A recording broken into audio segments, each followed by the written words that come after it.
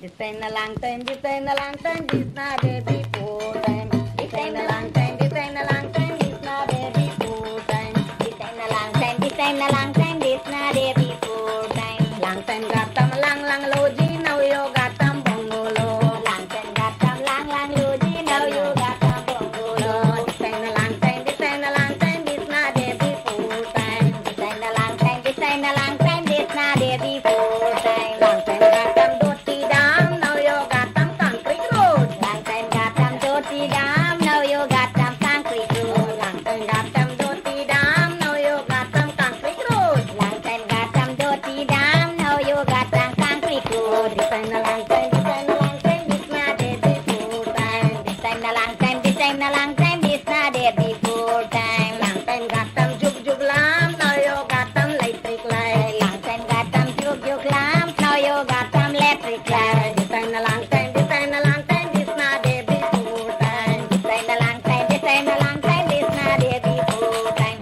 Long time got them broad bottom, now you got them tight straight. Long time got them broad bottom, now you got them tight straight. Long time got them broad bottom, now you got them tight straight. Long time got them broad bottom, now you got them tight straight. This ain't a long time, this ain't a long time, this not a before time. This ain't a long time, this ain't a long time, this not a before time. Long time got them broad churia, now you got them bamboo jai. Long time got them broad churia, now you got them bamboo jai. Long time. Hello, good evening, everyone. Welcome once again to 107.1 FM on the Dinesh Jaiprashad show. I am very much happy to be once again with you to share some of the very important things that are happening in East Berbice quarantine, Guyana, as it relates to politics and the many development in this country. Tonight is a good night, and I want to say that it's a good sign that we are able to see each other once again. I am appealing to you to share the link, share it with some friend and anyone, so that more individuals can make can have a view, can listen, so that all of us can be able to share as to what really is happening in Guyana. To my brothers and sisters on the radio listening, good night to you. To our brothers and sisters in Guyana, the Caribbean, around the world, diaspora, everywhere, thank you very much for tuning in on to 107.1 FM every Tuesday night at 8 p.m. so that we can be able to interact and more so be able to keep you update as to what really is happening in Guyana. So tonight's program will be very much spicy. I know that a lot of information will be given tonight, and many of us will be taking some hard decisions as it relates to our contribution to this country and what we will do from now on. With me tonight is a wonderful individual who has worked very hard with the PNC and the APNUAFC government to bring some form of cohesion, cohesiveness, unity among our brothers and sisters in this country. So let me welcome Miss Natasha Singh Lewis, a very prominent individual, member of parliament, and she's no stranger to Guyana. While she is making her way, I must say special thanks to, good night, Natasha. Yeah. I must say special thanks to Mark Benchcup and team for affording us the opportunity every Tuesday, this time, so that we can be able to share more information with you guys. So thank you very much, Honorable MP. Thank you very much, Honorable Dinesh Jaiprashad, Member of Parliament, for having me on your program once again. I want to say a good evening to you. Thank you. And good evening to all your listeners and viewers here this evening. It's always awesome to be here on what we say, Truthful Tuesday. It's an awesome evening, and thank you for having me here. Most welcome. So, brothers and sisters, viewers, listeners around the world, everywhere, the two of us, myself and the Honorable Natasha Singh Lewis, will be interacting with some very touchy topics that are happening in Guyana, and we want to spend a few minutes on the flood, on the COVID, and more so the skyrocketing of goods, ration, as we would say, food items. We are very much affected in this country at the moment as it relates to groceries, food items. Every day you go to the shop is a new price tag. Every day you go to the shop is a new price tag, and I think we should go with that first, Miss Natasha. Permit me to say Natasha or MP. Fine. That's Yes. fine. So, That's fine. do you want to share some information as to the high cost of living that is happening from August 2020 to now, and why is it that we had a better price prior to August 2020? What is happening now? Dinesh, what I can say to you is that the ordinary Guyanese are finding it very difficult to survive in the present state of our economy in Guyana. Now, why am I saying that? Or what is happening um, that influences that statement? Let me speak first as a housewife. Let me speak as a mother who goes to the market every week myself, who does grocery myself, and manage my kitchen myself. Of course, I get help every now and then from the girls. But Dinesh, we started out in maybe early 2020. We moved to a new location, and so we had to get used to a different style of living. And I can tell you back then, I had a fixed amount that would have given me everything I needed. And we're living in COVID time, so you have to get the vitamins for the children, you have to get fresh vegetables and fruits, and you try to give them all the nutritious things. And I only have 3 children. And Dinesh, after a few months, I recognized that the amount of money that I am taking to the market and the supermarket to get my vegetables and so on, it's not sufficient. And you would see people measure, you would have seen on Facebook that people are saying a pound of butter was two something, and now it's almost $400 for a pound of butter. What has caused that? What has caused that? We give and take that the prices of vegetables and fruits in the market, sometimes you can't explain what happens in the market with the prices. But give and take that we've had flooding had one explanation for prices in the market, but not all the time.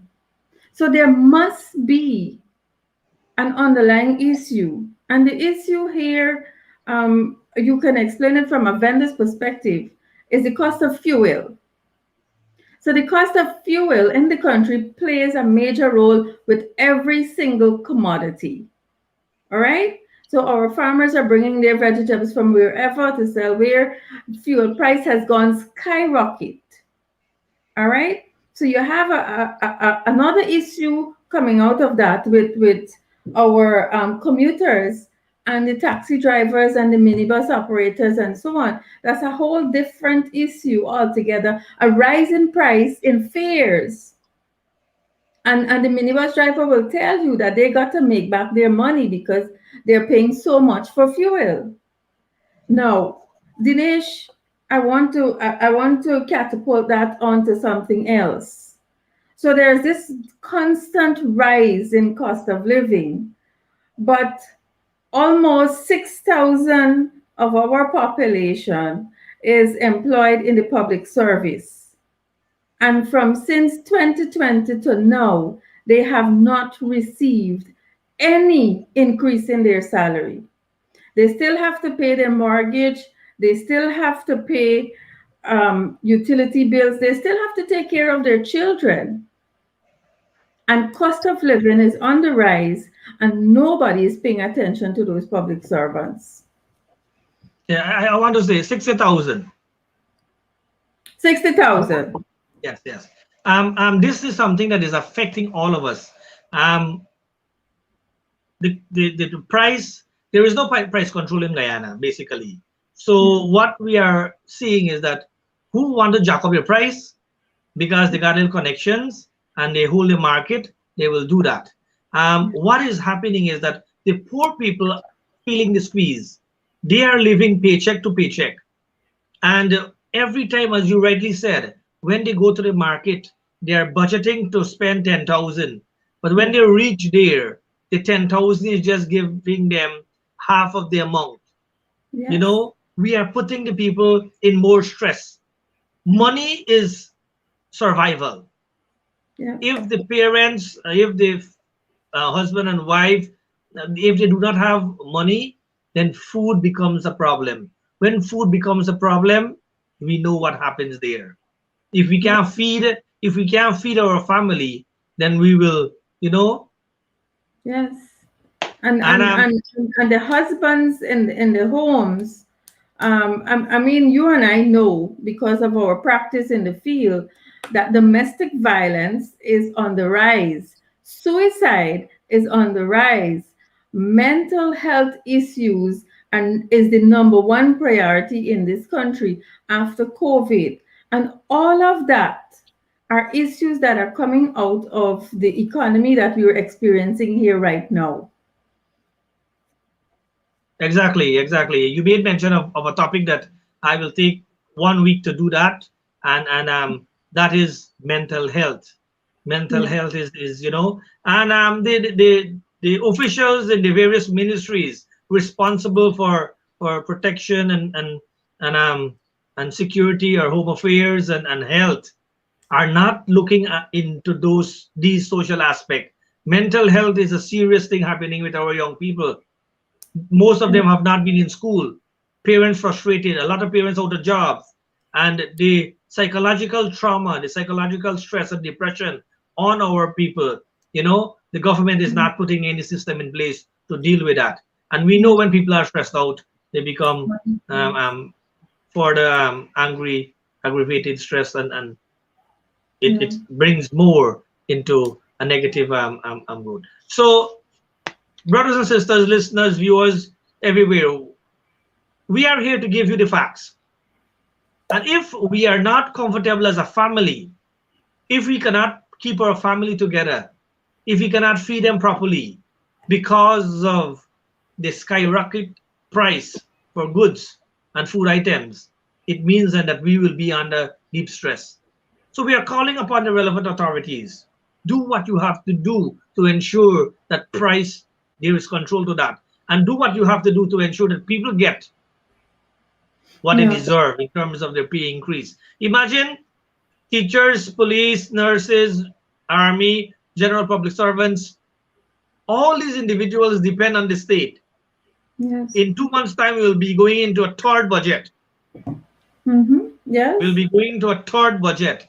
And we have not seen anything in budget number one, budget number two, and we are hoping that budget number three will bring something for the public servant. But I am not banking on that. I know this the way how the PPP operates.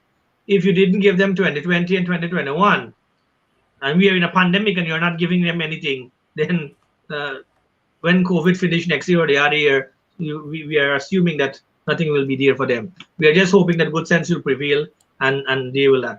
Since we are on COVID, Miss Natasha Singh Lewis, do you want to say anything on the um,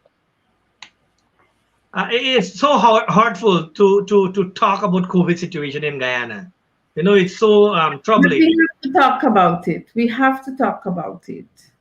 Um, Yeah. Nothing is I being done to, you I know. want I want to mention that from 2020, we were asking Frank Anthony for a plan. But the way we want to know that the government has a blueprint. how they're going to deal with COVID, because when we hand over to them, there were 20 deaths and 400 and something cases. And we wanted to know what they're going to do. From then to now, we keep asking Frank Anthony for a plan. At this point, with vaccination in place, we want to know what is the exit strategy. When are we going to get back to normal and how? What are we going to put in place to mitigate what is happening to our people? We have not seen anything coming. In fact, Frank Anthony come to the National Assembly and lie. I mean, we can't say that word in the National Assembly, but I'll say it here. He lied blatantly. In fact, it is from his lies in Parliament we were able to deduce that Sputnik V Deal. is the bad deal. And we're still having bad deals with those people. But they have a way of sweeping everything under the carpet. And so we went on. And they blamed us for not encouraging the population to be vaccinated, because according to them, if you're vaccinated, you're all right. And we saw that. You remember the instances where the ministers were going out and they were hugging up with people and no mask and no social distancing? They are still doing that. They're still doing that as if, they will take no part, they will take no blame in all of this. But you know what, Dinesh? Frank Anthony has to be held responsible for all those deaths that we have. He has to be. And you know who's the second person has to take responsibility? Priya Manik Chan. You see what's going on in all these schools? The Ghana Teachers Union will tell you how many of our teachers we have lost in every one of the region to COVID. The number is significant. You know what that tells me, Dinesh?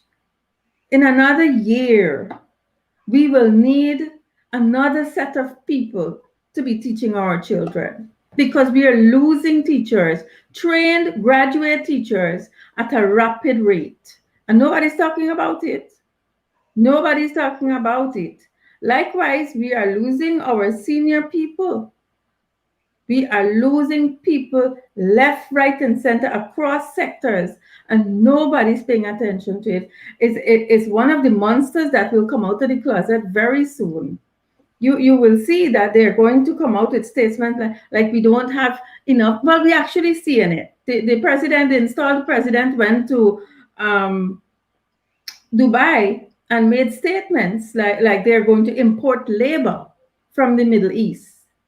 Well, God forbid all them public servants that they fire. Those are still out of a job. We still got unemployment on a high rate, but we are going to bring people from the Middle East to seek employment in Guyana. We still have to deal with the Venezuelan issues, the large numbers of Venezuelans coming into our country. And listen to me, the COVID situation is out of hand completely. And we're not going to take blame as an opposition. We're not going to take blame for it. Frank, that issue is at your feet squarely. I say here tonight, Dinesh, and I've said before, that we in the opposition, we would always encourage people to be vaccinated. I am vaccinated. I am fully vaccinated. I am a victim of the Sputnik V, so I may not be able to travel to Trinidad and to travel to Canada because they don't accept the Sputnik V vaccine. I'm a victim of Irfan Ali's and Frank Anthony's foolishness in their haste to do things. But that's fine. I believe in God, and I believe that there will be a way for me. But how many people are going to be able to live that through? Dinesh, this country is in a sad state. That's it. Indeed. It's getting worse. Every day it's getting worse. And I'm not sure how. It will take a huge task for us as opposition to turn this around, but it's not impossible. Well, our first job our first job is to expose what is happening. And Yes. so far, our brothers and sisters in Guyana and the Caribbean are very much appreciative of the amount of exposing that we are doing with as it relates to the mismanagement of Yeah. taxpayers' dollars. And I want to say to our viewers and listeners everywhere, um, I did not I did not encourage people to I encourage people to take a vaccine of their choice. I encourage people to take a vaccine that was recommended by World Health Organization, because Yeah. I have taken AstraZeneca, because I know that Sputnik is not, you know Yeah. um, for me. So I Yeah. have encouraged my brothers and sisters, people, take a vaccine that is recommended, and then this entire thing blow up more about the deal and which is not recommended and so forth. So I'm saying that a lot of Guyanese were misled as to the authenticity of the Sputnik vaccine, right? Indeed. And Indeed. to date, we are still to clear that up, and no one is taking the blame. But we know that we will get through this. Recently, in the quarantine, there are some farmers in the quarantine river area there, Mulson Creek and other areas, and they came out today and they were, lobbying that they have 47 of them have engaged in citrus cultivation. They lost almost everything, and they have registered their names for relief, and to date they are not receiving. And they are bringing incident now to show that individuals who did not plant receive um, um, flood relief. And I want to call upon the Minister of Agriculture that, sir, we have been highlighting these malpractices from day one of the relief. About four payments were made in Region 6.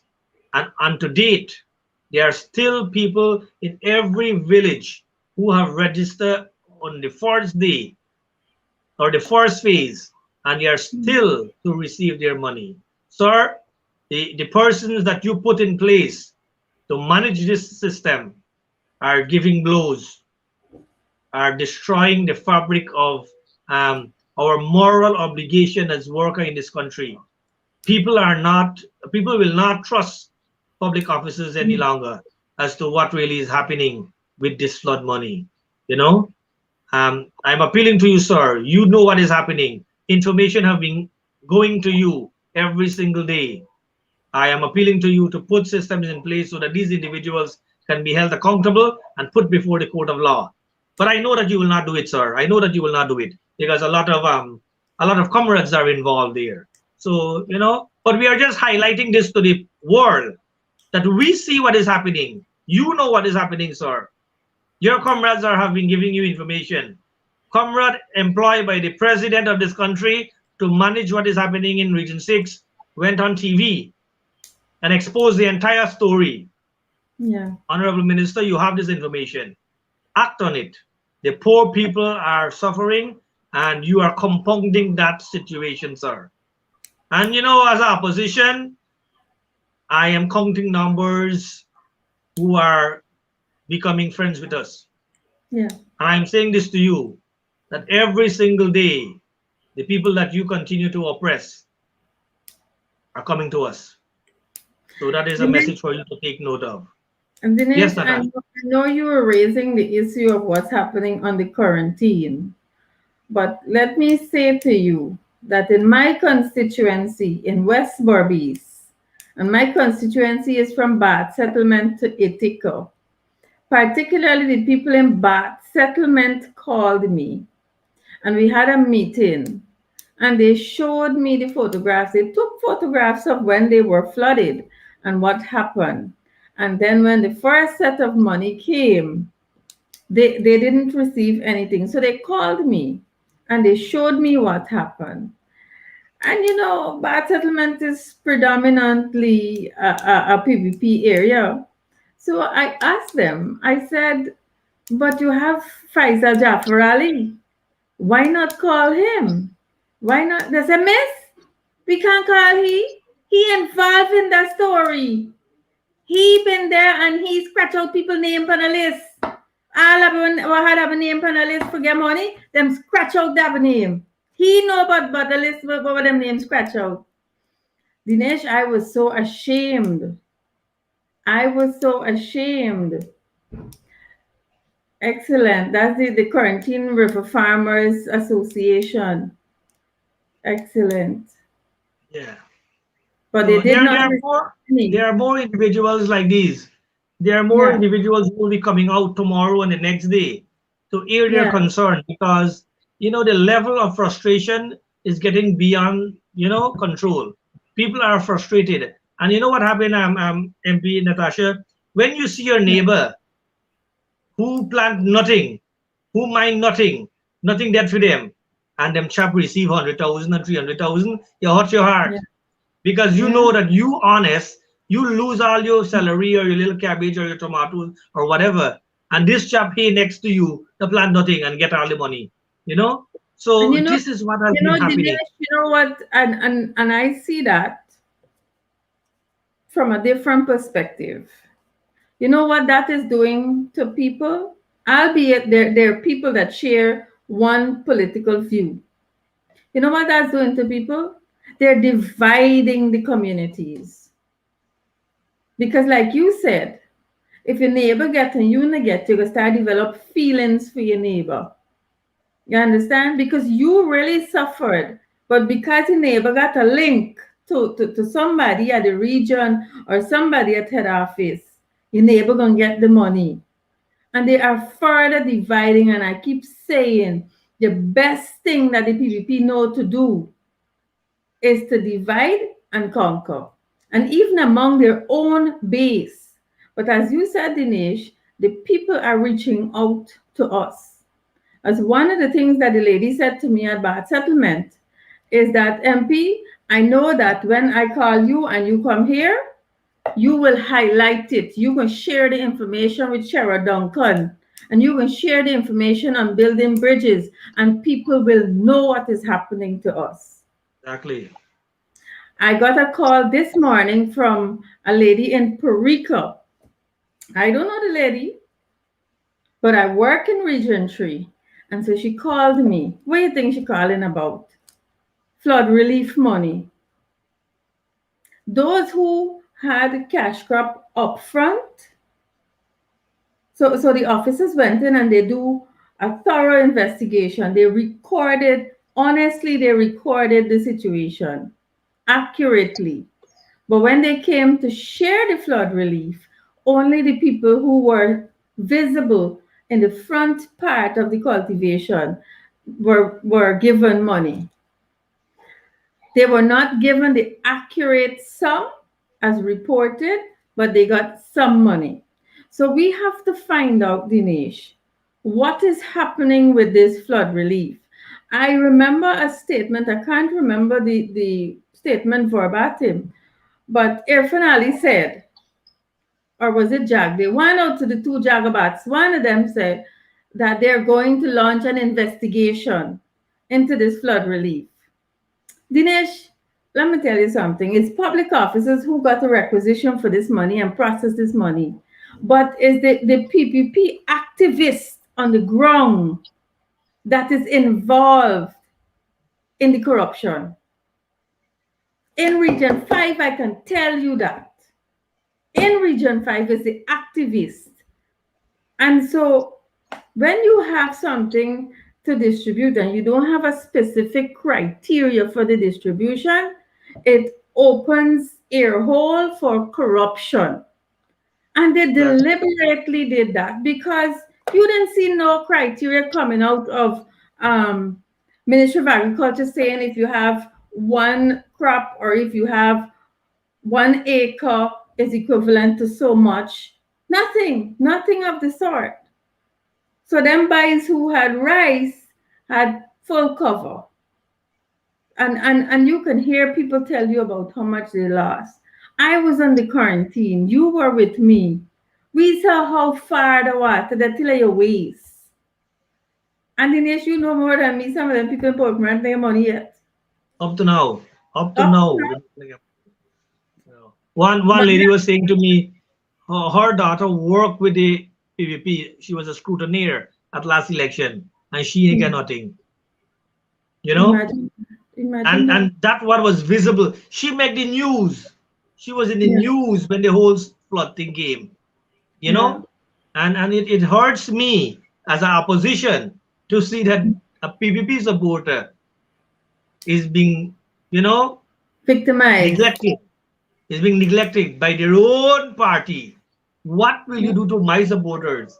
If you're exactly. doing that to your supporters, Yeah. I am saying to my supporters, brave up, use Mm-hmm. whatever you have, don't lose Yeah. hope, but don't bank on them for anything. It will not come. If you are doing your supporters that, you don't know what is going on. You don't know.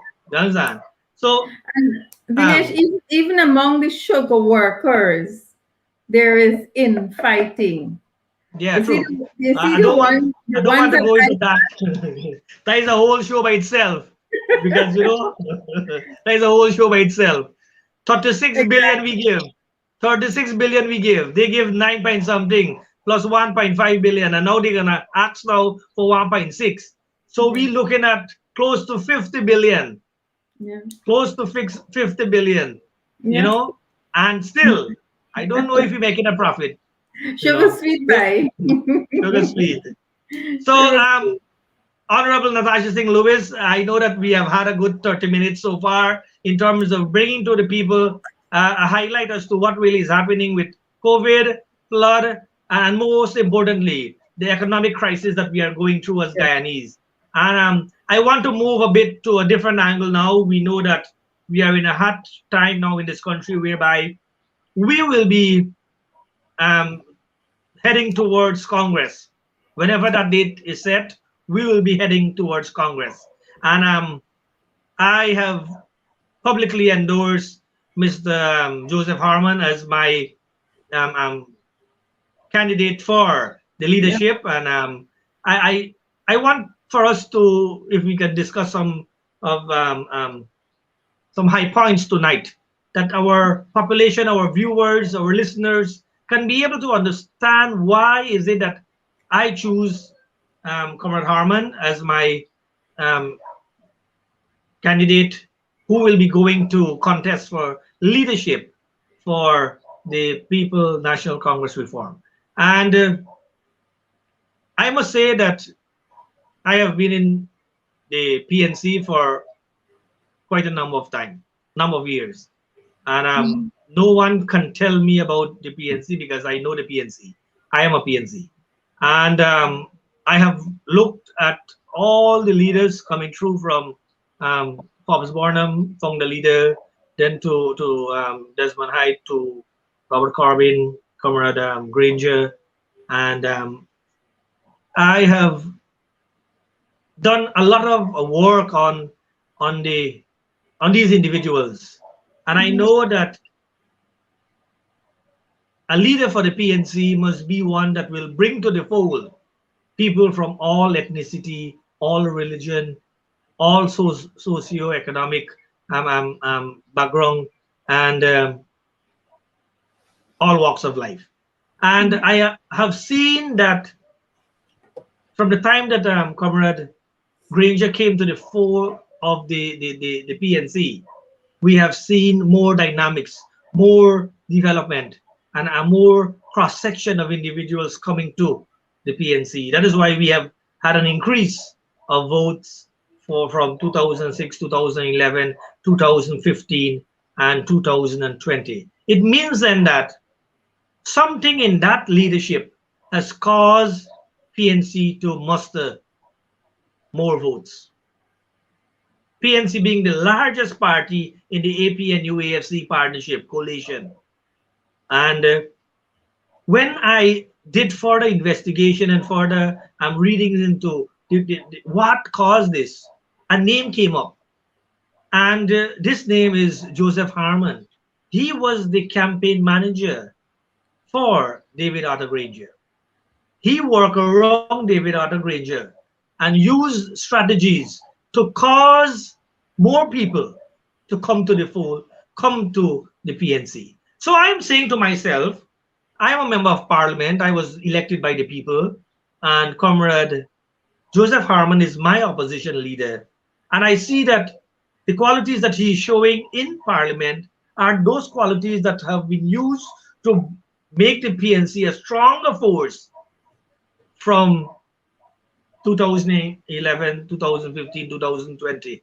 And I am saying to myself that Joseph Harman is the best candidate to continue to expand the base, the voters, and the strength of the party come next election.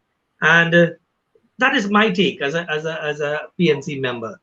You know, I want to say that since Mr. Harman came to the hierarchy of the party, a lot of Indians more are gravitating to the PNC because we see the composition of parliament, we see the composition of the PNC MPs, and we will see people from all ethnicity are there, and I feel comfortable in that congregation, that setting.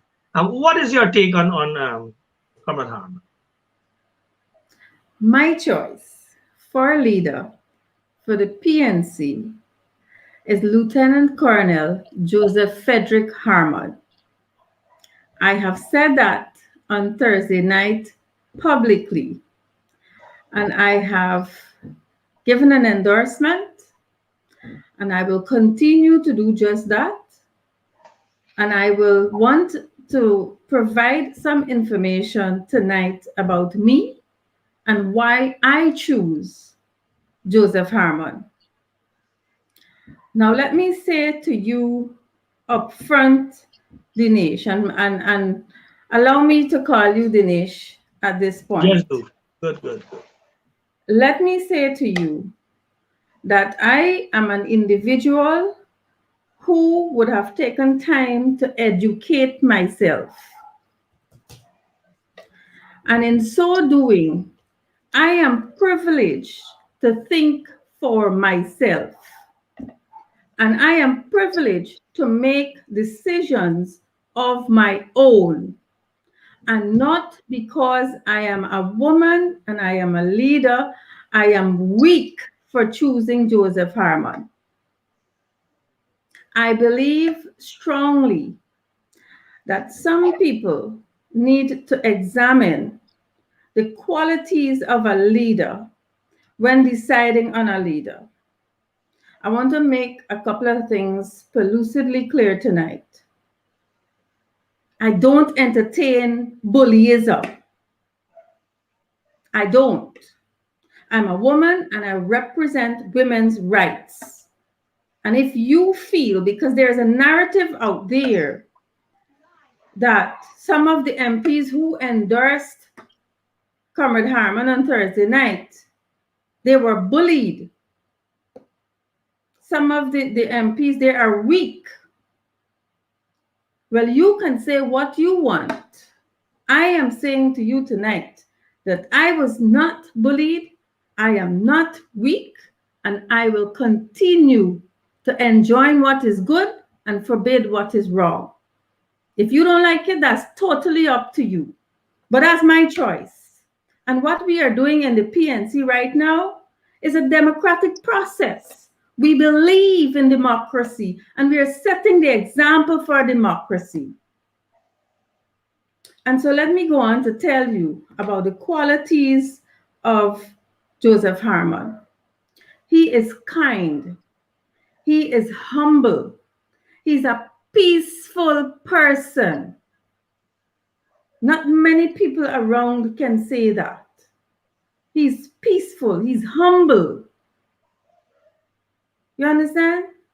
And so in choosing a leader, everyone will gravitate to a leader that has the characteristics that they are looking for, that they feel comfortable with.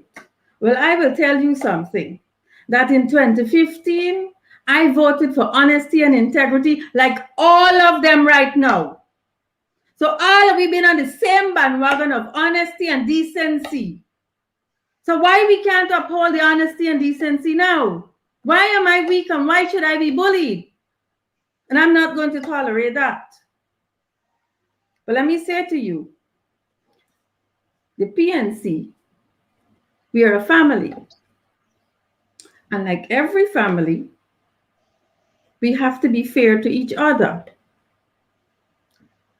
The election of a leader, to elect a leader in the PNC, there is a democratic process. And only the members of the PNC is entitled to that process. And so what we find is that we have a lot of people on social media in Guyana and out of Guyana who wants to hijack the process, who wants to dictate who the leaders should be, and who wants to tell us how that process should go. And that's not going to be tolerated because we have a constitution and our party, you would know, 64 years, we are a structured party. And that's not going to be entertained. So I've said, Mr. Pasha, yeah, go ahead. I want to interject. I want to interject. You made mention in terms of not bullying anyone. I am saying that this cohort of MPs, under the leadership of Joseph Harman, have done work more than any other batch of MP in this country. Yes. We have hit, and we mean, you got to give credit. There are some hardworking MPs who have been hitting the ground, the social media and wherever, and have been doing more than any other batch. I can take a challenge on that. And if all these things are happening on the Joseph Harman leadership, it means then that we are fighting for a just cause. We are doing whatever we are doing because we see that in the end result, our people, the people of this country, will benefit. That is why we are supporting. That is why I am supporting David Joseph Harman. And Dinesh, you've raised a point there, an excellent point. Joseph Harman, as the leader of the opposition, and our candidate and our choice for leader of the PNC. Today I read, I'm paying a lot of attention to social media now because of the allegations. And today I read something that says that Joseph Harman is weak. 1 year now he's been in office. And when you read the narrative, you know that the narrative belongs to one individual because this is how this individual speaks, this is how this individual writes. And you know the narrative come and it's just a piece of paper hand to somebody and say, well, say this, or write this, or put this there. All right? We're not stupid, we're big and we get sense. And I am thinking, Joseph Harman as leader of the opposition is weak a whole year now? Well, who was Joseph Harman director? You understand? And apart from him, he got 30 other MPs. So when you want to be, I started this program by saying today is Truthful Tuesday, right? And then I also said that we are a peaceful people. But sometimes the ignorance gets to me. It's like our people are not, they're so, I don't know. I don't want to use an adjective. You can't think for yourself. I am saying tonight that if you don't want to vote for Joseph Harman, that's absolutely fine. I will vote in his favor, and you must vote for whomever you feel you are confident about. You understand? That's a democracy that we practice. Right, but here I saying to you tonight, everything that you think you want to say about Joseph Harman, ask yourself if you know that for truth or somebody tell you that. So what I'm asking you to do is to fact check what has been coming your way. And we have embarked to do just that. We will provide the facts to you of who Joseph Harmon is as a person and why you should vote for him. Now, I'm going to go down the road because you and I know that we were instructed that this is a clean campaign. So I'm going to tell you about no other leader except my leader. And so, Dinesh, you were there on Thursday night when I said to the listening world and the viewing world that there's a side of Comrade Harmon that a lot of people don't know. And I really appreciate that because I too share that value system. What your right hand does, your left hand should not know. And I made reference, I gave the example of the new house, the two-story house that he built for a single parent, a lady that had 12 children. She has 12 children in Kingley. I gave that example, and I give the example of the children in Crane in Region 3. Now, there are many other examples of the kindness that Uncle Joe, as everybody does say, Uncle Joe will take care of them.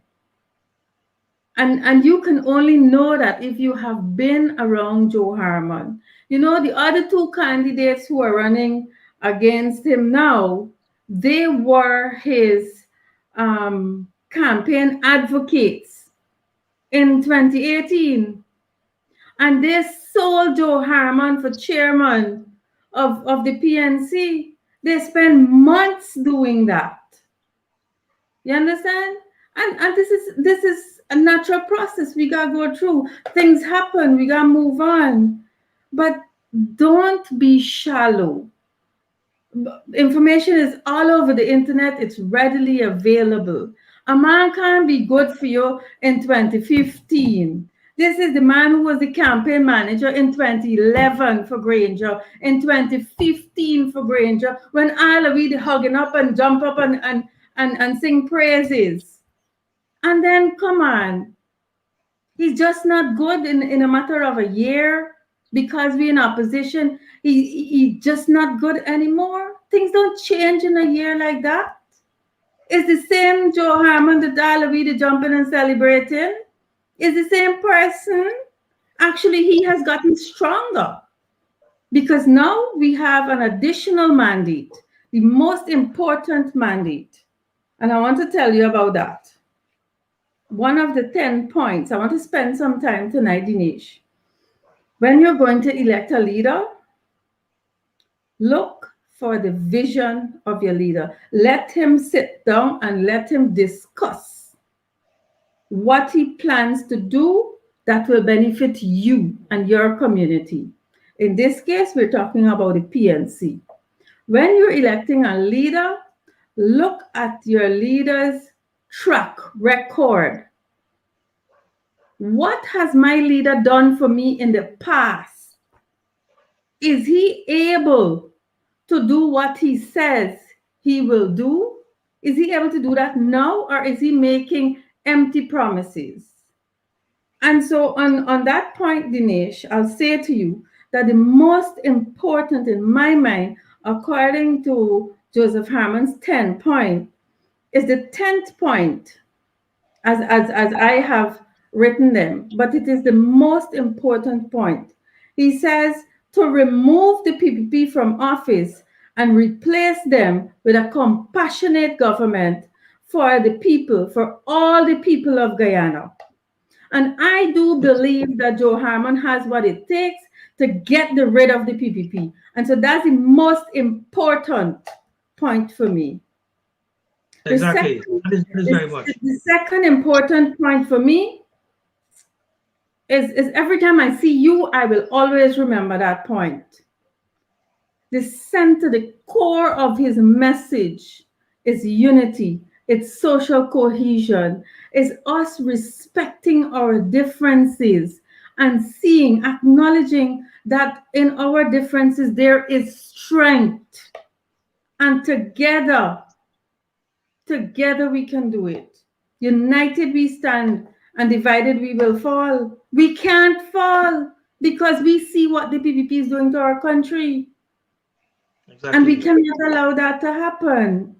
You know, one of the other things Comrade Harmon spoke about was the development of young people and women.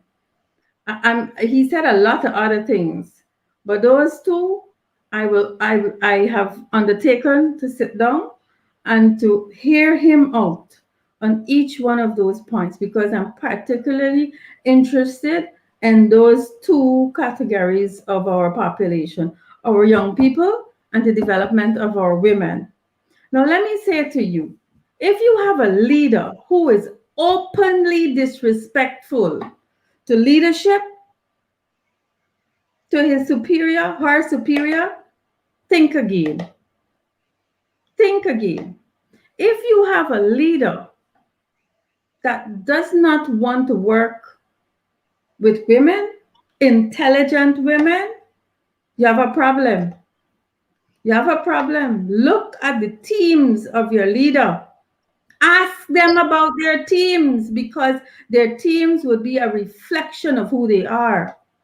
You will see their choice in the people that they choose to move on with. Those are things you need to look for. And so, Pandit, let So me true. slow down and give you a chance.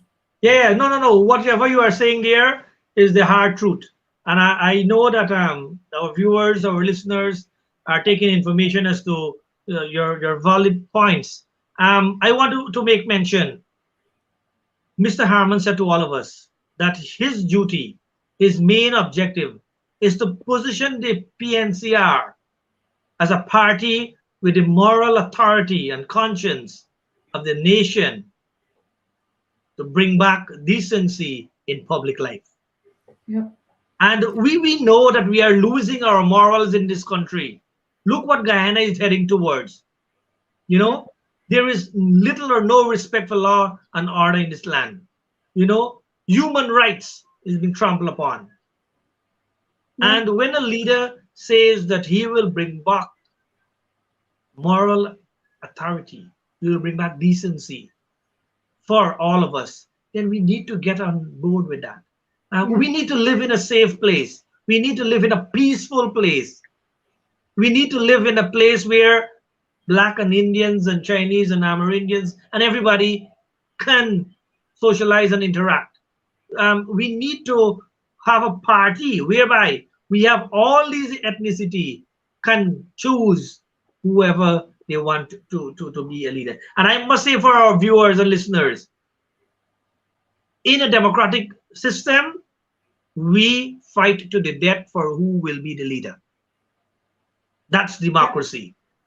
Yeah. But when that process is finished, our target is next election. Yeah. So I am hoping that when this process is finished, are fighting for the leadership, and when we have a leader, then and all these individuals who are contesting, I am hoping that our main purpose will be to take the next election.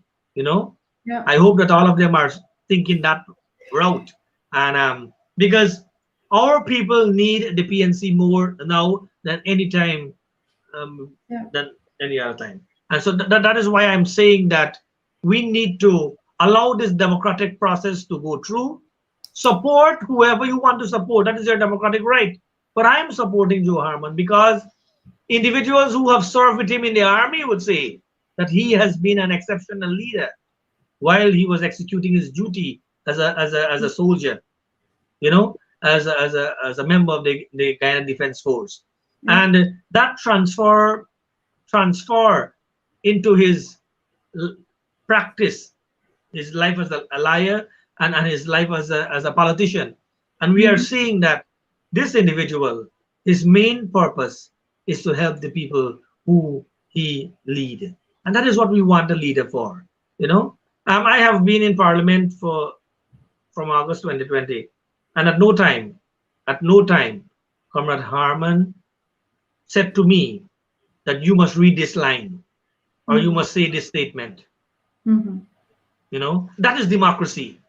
Which Not to give means me a piece of which paper, means he respect you. Which means he respect you as a and I am saying, qualified competent person. And I have seen some other MPs reading, you know, from pages that they can't pronounce word because they don't write it. You know, so You're I'm re- saying that you're referring to I, them on the other side. I'm saying that I know what democracy is, and I Mm. have been seeing that under the leadership of of Joseph Harmon. You see, I am hooked on David Granger. David Granger is my bye. So you know, I really appreciate his style, right? So I'm saying that under Joseph Harmon, we have been giving as MPs Mhm. the authority and the opportunity to fashion our way of political intervention how we want it. And I think that is very, very much appreciative of Dinesh, him. Dinesh, Your closing remarks. Your that closing you, remark. I recognize that you're coming up on program time, but I want to make one more point. Go ahead. They, Joseph Harmon would have said, I think it was his number 7 point. He wants to place the party on a sound, sustainable financial basis. And we know where we are in this country, and we know he is the person that can take us there because he has the ability to do that. Now, you and I would have known that the Congress place in Agricola, in Vreden Hoop, in Region 2, in Region 6, in Region 10, those were all the strength of Joseph Harmon, alone, without a dollar from the PNC. Now, who does that? Somebody who is committed to the party's development. Dinesh, I want to say to your viewers tonight that when you are going to make a decision about a leader, ask yourself, what I know about this person, did I get that from the authentic source, or am I hearing it from somebody else? And I need to fact check that information. It is Thank you. important that you fact check your information, that you know you're making the best choice for your party, because the PNC is a mighty strong party that no one individual can destroy. I thank Thank you you very very much. Thank you very much, Natasha. Thank you very much, viewers. I know that we have stepped on our time, but thank you very much. 107.1. Please stay tuned because right after this is Straight Up with Mark Benchop, and he has two wonderful guests tonight, Paul Slow and Aubrey Norton. So stay tuned, and thank you very much. See you next week, Tuesday. God bless. Thank you very much. This time na lang time, this time na lang time, this na baby po time.